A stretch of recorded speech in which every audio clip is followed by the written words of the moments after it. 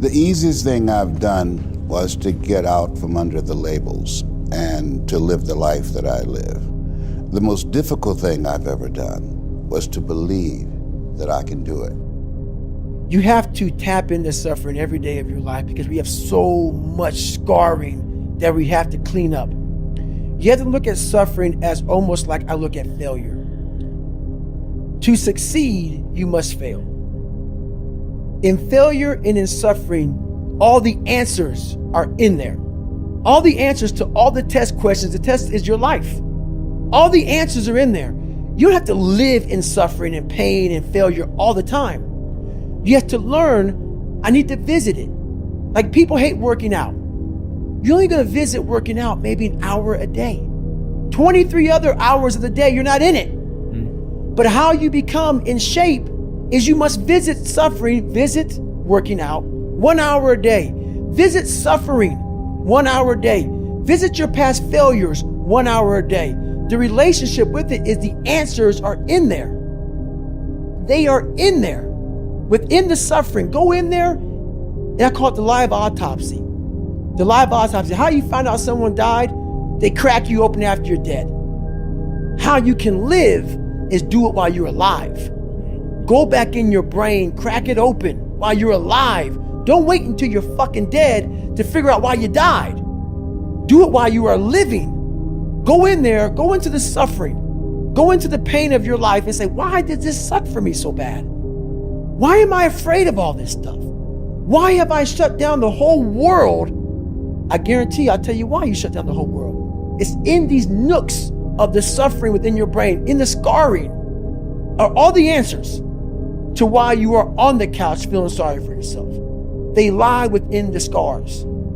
Visit them for at least an hour a day, study them, and then you'll find out more about yourself. You will then grow. So don't look at it as every day I suffer. Go into it an hour a day. Learn from yourself, learn from life, learn from your failures, learn from your insecurities, learn from your self-doubt. Don't just say, I'm afraid to jump off an airplane. What makes you afraid of it? Study it. That's why I studied my mind. Why I became so powerful in the mind, because I realized I was weak. So instead of running away from the mind, I dove into it and said, what is making me weak? Oh, this makes sense. I came from hell. I came from a place that beat me down to nothing, which is why I'm afraid. All this makes sense. So systematically, one by one, I went back and met every single person in my mind, every situation. I went one-on-one with them again in my mind and said, okay, let's now revisit this. And that's how you do it. That's how it works. You live in a dominant culture that is designed to destroy your sense of self and your belief in yourself. And you have to learn ways in which you can begin to connect with this power that you have within yourself to handle where you are. The key is to be constantly in a perpetual process of discovering the truth of who you are and fighting constantly to look for ways in which you can escape the inner conversation. You know every painful moment. You remember it. We try to put it under a rug, lift the rug up, you'll find them. So that's how I was able to write that book. You don't forget that shit. No. You want to, and that's where you fail. By trying to forget it. That's where you fail. That's where there's no growth. Let's just move forward from all this. There's no growth there. There's no growth there. No, you just want to forget about it. You will continue making the same fucked up mistake. You will continue doing the same things wrong if you don't go back. So as I'm talking and as I'm going back, I'm very aware that I'm going to do that. And I may do it for 45 minutes. And then I'm like, you knew you were going to do this. You have to be very aware of the conversation you're having while you're doing it. Because your mind chooses the path of least resistance. Your mind has the ultimate tactical advantage over you. It knows what scars you. It knows your fears. It knows your insecurities. And it protects you. Which is why I talked about the 40% rule in my book. The 40% rule is all about the brain has the tactical advantage over you. It knows and it keeps you away from all that. That's why it says don't jump out of an airplane. Don't go in the ocean where there's sharks.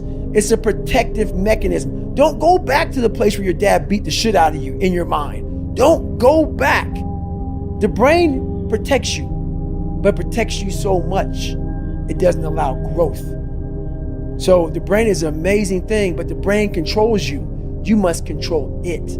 You must take power over your own mind, or your mind will guide you into all the soft places that your brain wants to live in. Life is going to beat up on you in so many ways, and many things, they come back. Negative thoughts and how you feel about yourself, they don't die. They come back once you stop doing the maintenance work on your mind. So there's so many things you can do to get outside your own head to then allow your body to just be like, hey, we're just a machine. But you have to let your mind be able to process all these different tactics to do that. Take a different vantage point in life. When you are in the hell, you can't see the beauty of being in it when you're in it. Get on top of that mountaintop in your mind. Get on top of that mountaintop and look down at what you're doing. You can see a whole different world, and that world is beautiful. But you gotta get a different vantage point in the suck. Don't be in it. Spiritually, get out of it. Get that soul.